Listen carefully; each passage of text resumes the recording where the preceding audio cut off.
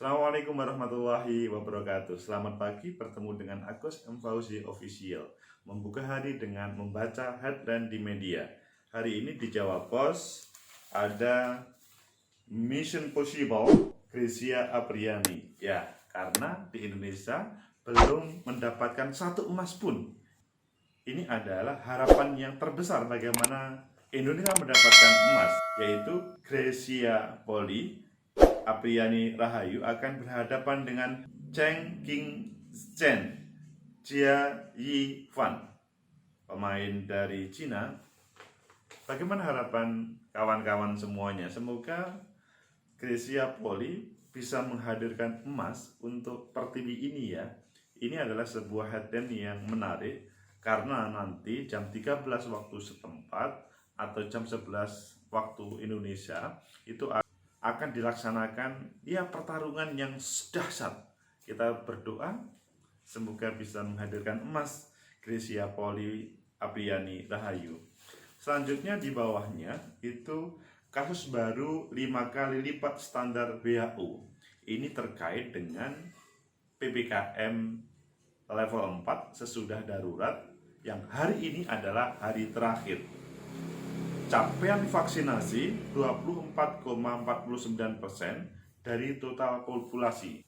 Kalau berbicara herd immunity masih membutuhkan yang banyak karena ya harus sampai 70% untuk herd immunity atau bahkan 80% ya. Ya 70% cukup lah. Melihat berbagai indikator epidemiologis, pertumbuhan kasus positif memang belum pernah lagi melampaui puncak seperti pada 15 Juli, yakni waktu itu adalah 56.000. Kalau hari-hari ini 30-40.000. Jadi sudah turun, tetapi belum di bawah 5%.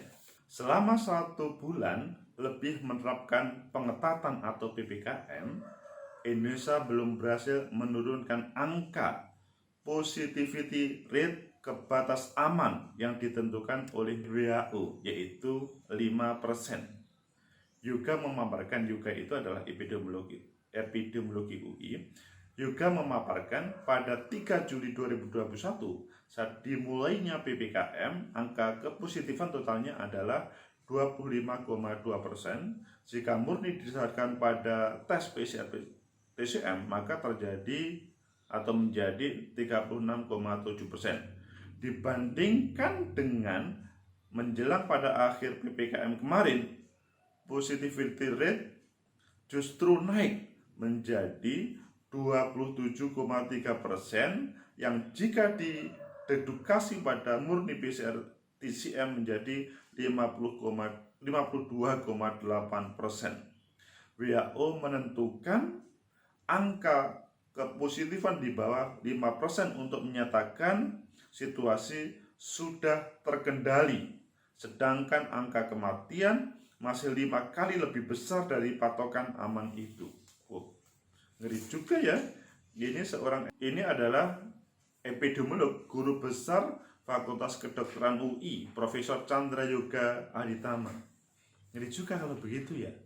Waduh, ini alamat PPKM akan diperpanjang lagi.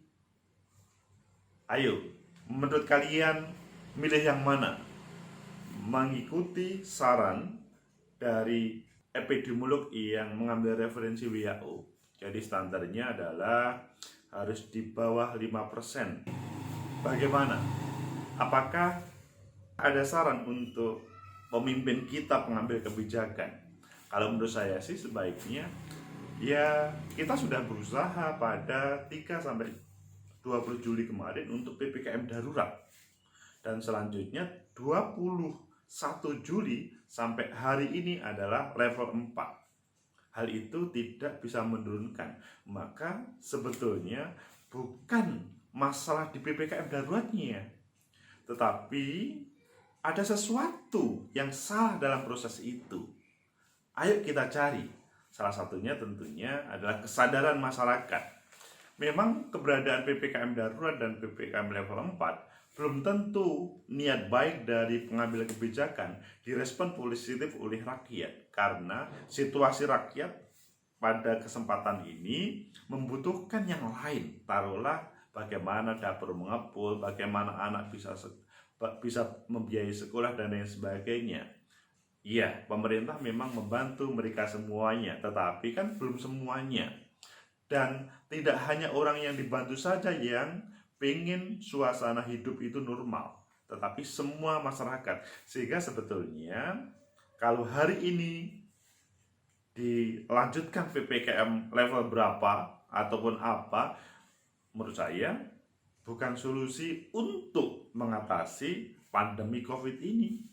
Karena apa yang menjadi idealisme dari WHO belum tentu sesuai dengan realitas yang terjadi di masyarakat kita. Selanjutnya kita lihat di berita politik di halaman 2. Di yang pertama, tunda muscap P3 fokus tangani pandemi. Ini adalah sebuah kegiatan yang sangat positif. Selanjutnya ada ajak publik PKPU pilih surat suara pemilu. Wah, ini sudah menyiapkan pemilu 2024 dengan menyiapkan berbagai strategi bagaimana pemilih mudah untuk memilihnya. KPU menyatakan pihaknya sudah menyiapkan 6 model surat suara. 6 opsi tersebut merupakan hasil atas kajian yang dilakukan tim teknis KPU beberapa bulan terakhir. Kita sudah simulasi di internal, itu kata Novi Ginting. 6 pilihan tersebut, lanjut dia akan dinilai desain mana yang paling bisa diterapkan. 6 desain calon surat suara dan pasti akan diambil salah satu. Kalau menurut saya sih yang paling baik adalah bagaimana masyarakat itu termudahkan dalam proses pemilihan. Tetapi yang lebih substantif adalah bagaimana mereka bisa menyampaikan aspirasinya, tidak terjadi kesalahan dalam prosesnya. Lebih penting lagi adalah para penyelenggara. Masih ingat kan pemilu 2019 kemarin banyak penyelenggara yang meninggal dunia. Itu yang harus diingat. Salah satunya adalah desain surat suara. Hal ini mengakibatkan karena penyelenggara menghitung lebih waktu lama akan berakibat terhadap kesehatan penyelenggara, maksudnya di tingkat KPPS ataupun PPS ataupun selanjutnya. Begitu juga sebaliknya. Intinya penyelenggara jangan jadi korban lagi pada pemilu 2024. Selanjutnya kita akan bergeser ke Suriah. Di Suriah juga sama. Pada headline yang pertama itu terkait dengan bagaimana Olimpiade di Jepang, yaitu enjoy your game, nikmati permainanmu supaya mendapatkan emas yang pertama kali. Ini adalah sebuah harapan yang luar biasa.